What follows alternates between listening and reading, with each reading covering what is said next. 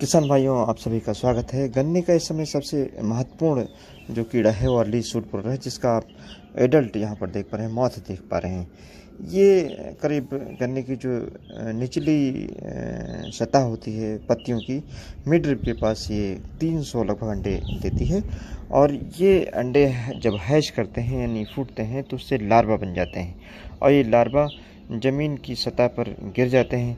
और गन्ने की सिंचाई नहीं हुई है, गन्ने का पौधा जब नरम होता है तो ऐसी दशा में ये गन्ने के पौधे में, जहाँ से गन्ने का पौधा ज़मीन से जुड़ा रहता है, लगा रहता है, वहाँ पर एक हल्का सा छिद्र करके और एसिड डाल करके छेद करके उसके अंदर घुस जाते हैं।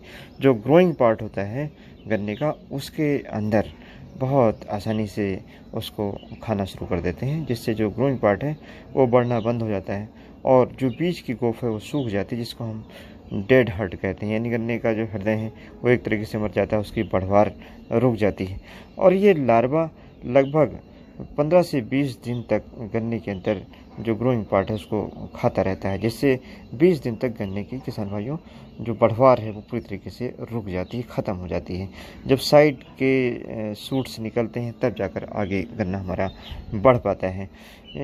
फिर इसके बाद इसका प्यूपा बनता है, 7 दिन लगभग प्यूपा बनने में लगता है, और प्यूपा से फिर एडल्ट बन जाता है। किसान भाइयों, ये इसका जो साइंटिफिक नेम है काइलो इनफस कैटलेस बोलते हैं, और ये एक तरीके से बोरर है।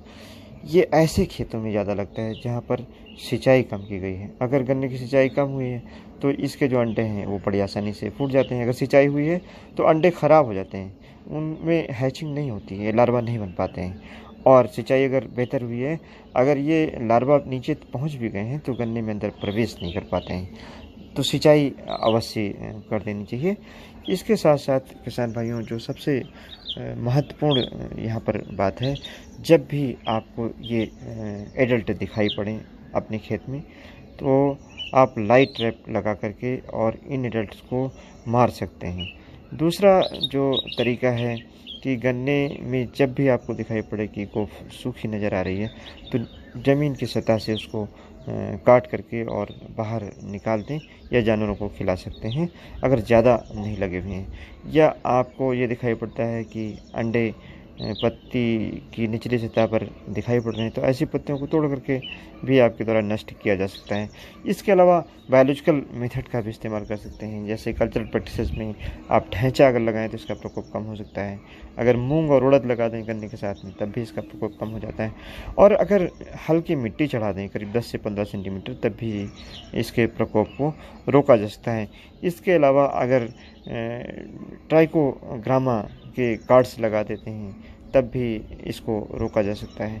लेकिन किसान भाइयों, अगर आप केमिकल मेथड से इसको नियंत्रित करना चाहते हैं और वैसे नियंत्रित नहीं कर पा रहे हैं तो ऐसी दशा में फोरेट 25 किलोग्राम प्रति हेक्टेयर की दर से प्रयोग कर सकते हैं, या पेप्रोनिल 30 किलोग्राम प्रति हेक्टेयर की दर से जो दानेदार होता है उसका प्रयोग कर सकते हैं।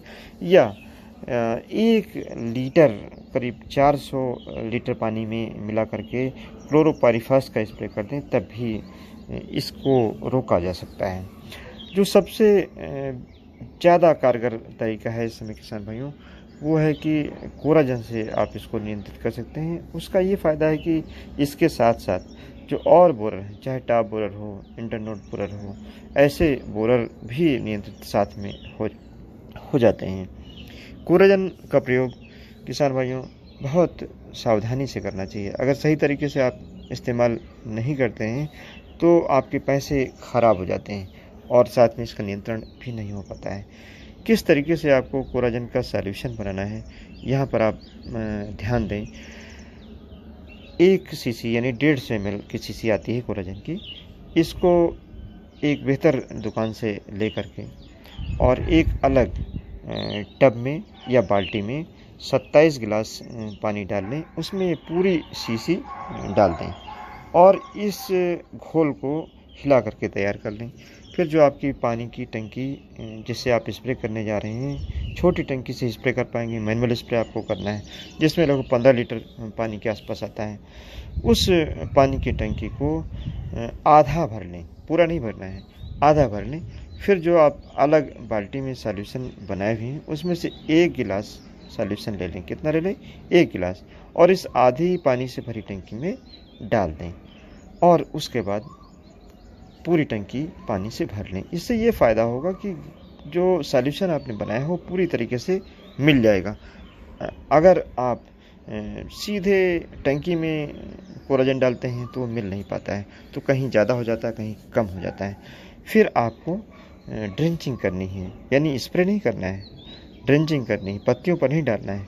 जहाँ गन्ने का तना ज़मीन से लगा हुआ है वहाँ पर स्प्रे मशीन की जो नोजल है उसकी मोटी धार बना करके और ड्रेंचिंग करनी। नहीं, ड्रेंचिंग का मतलब भिगोना है, अंग्रेजी में ड्रेंचिंग कहते हैं, वैसे आप कह सकते हैं इसको भिगोया जाना है।